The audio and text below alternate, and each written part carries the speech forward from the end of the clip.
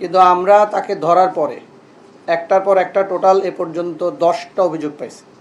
সবগুলা একই ধরনের, একই ধরনের ব্ল্যাকমেইল করেন, কখনো কখনো রেপ করেন, কখনো কখনো পর্নোগ্রাফির কাজ করেন। এবং আমরা যেগুলো ভিকটিম পাইছি সবগুলা হলেন মিরপুর এলাকা। এবং এইটার ঘটনার ধরন যদি আপনারা মানে শোনেন তাহলে একটু ইয়াই হবেন।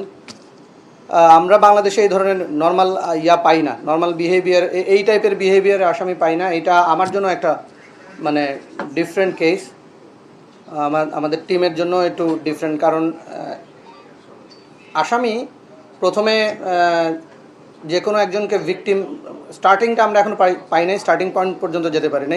এইটার যে স্টার্টিং পয়েন্ট, সেখানে একজন লেডিকে ব্ল্যাকমেইল করে তার মোবাইল নিয়েছেন, তারপরে তার সোশ্যাল মিডিয়ার যত অ্যাকাউন্ট আছে ওইখানে সে অ্যাক্টিভ হয়ে তার ফ্রেন্ডদের মেয়ে এসে যে আস্তে আস্তে আস্তে করে মেসেজ দেওয়া শুরু করেন, ঘনিষ্ঠতা দিয়ে ডাকেন। এবং খুব ডাকেন হলো এরকম দুইটা ঘটনায় আমরা এরকম পাইছি যে হ্যাঁ আমার বয়ফ্রেন্ড কিছু গিফট দিছে, তুমি যদি এসে আমার ফুপুর বাসায় বা চাচার বাসায় পৌঁছায় দাও তাহলে ইজি হয় আমার জন্য নেয়া।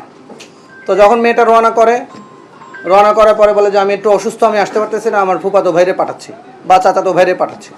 পাঠানোর পরে ওইখান থেকে সে যতগুলো ভিকটিম আমরা পাইছি এগুলো সে ইউজ করছে হলো মেট্রো স্টেশন অথবা সচিবালয়ের যে মেট্রো স্টেশনের নিচটা, ওই জায়গায় এসে কখনো ডিরেকশন দেয়, কখনো নিজেই সিএনজিতে উঠে ফুপাতো ভাই বা চাচাতো ভাই হিসেবে উঠে নিয়ে যায় হলো যাত্রাবাড়ির দুনিয়া কলেজের এখানে। আমরা 2টা স্পট পাইছি, 2টা বাসায়। তারপর মেয়েদের নিয়ে গিয়ে ওইখানে ব্ল্যাকমেইল করে, মোবাইল কেড়ে নেয়। এবং এই মোবাইল কাটার ফলে মোবাইল বিক্রি করার আগে তার সোশ্যাল মিডিয়ার অ্যাকাউন্টের যতগুলো আছে অ্যাকাউন্ট সে নিজের করে নেয়। তারপরে আবার ওইখান থেকে আরেক মেয়ের সাথে শুরু করে। তো আমরা এই পর্যন্ত এটা ঘটনার কিন্তু খুব বড় না। 4ই মার্চ আমাদের প্রথম ভিকটিমের আমরা জিডি পাইছি এবং সর্বশেষ হলো 9ই এপ্রিল। মানে এই 1 মাস 5 দিনের মধ্যে আমরা পাইছি এ পর্যন্ত 10টা, সে স্বীকার করছে 13টা। তার বিরুদ্ধে এই ধরনের আগে একটা মামলা ছিল কদমতলীতে। এবং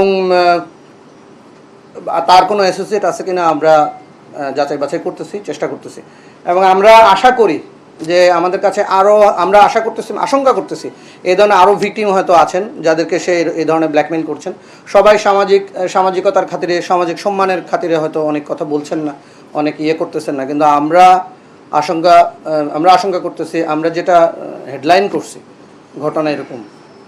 আমরা ভিকটিমদের পরিচয় হয়তো দিতে পারতেছি না, কিন্তু আমরা তাকে আইনের আওতায় আনা, তাকে মিডিয়ার সামনে নিয়ে আসা আসলে দরকার। আমাদের মেয়েরা যাতে কোনোভাবে এই ধরনের কোনো ভিকটিম না হয় এবং কোনোভাবেই যেন সমাজে এই ব্যাধিটা ছড়িয়ে না পড়ে, এই জন্য আসা। আর আমরা মামলা অলরেডি 3টা নিছি, এই ধরনের জিডি আছে আমাদের কাছে আরও 4টা। তো সবাই আসে কি মোবাইল হারাইছে এরকম জিডি করতে। মোবাইল হারানোর জিডির সূত্রে এখন যখন ভিকটিম আস্তে আস্তে আইডেন্টিফাই করা গেছে। এবং মিরপুর থানায় এই ধরনের মানে অনেকগুলো জিডি আছে, মিরপুর মডেল থানায়, এবং সবগুলোই মিরপুর ভিত্তিক। মানে যারা অভিযোগ করেছেন, যারা ভিকটিম, সবাই মিরপুরের ভিত্তিক। তো আমরা আরও ভিতরে যাওয়ার চেষ্টা করতেছি, দেখতেছি যে আসলে মিরপুর ছাড়া ধরেন এই 2 মাসে সে মিরপুর করছে, অন্য কোথাও এই ধরনের কোনো কাজ করছে কিনা।